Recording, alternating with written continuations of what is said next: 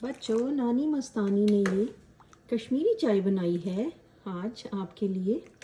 ये देखिए, सर्दियों में ये बहुत मज़े की लगती है और नानी मस्तानी के बच्चों को कश्मीरी चाय पीने का बहुत शौक़ है।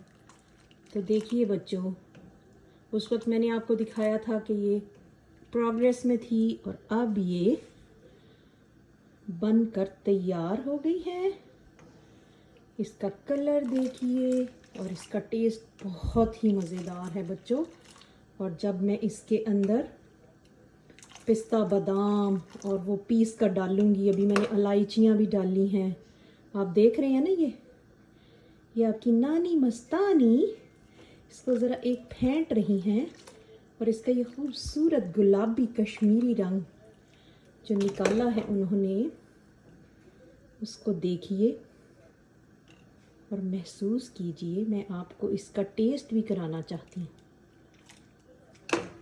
तो देखिए बच्चों, ये मज़ेदार कश्मीरी चाय जो कि तैयार की गई है नानी मस्तानी सुनाई कहानी।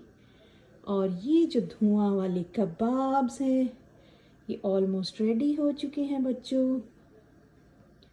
आप इनको देख रहे हैं ना, बहुत टेस्टी से बने हैं। तो चलिए अब हम आपसे लेते हैं सीरियस। खुदा हाफिज़, बाय बाय, अलविदा और आदाब प्यारे बच्चों को नानी मस्तानी का आदाब।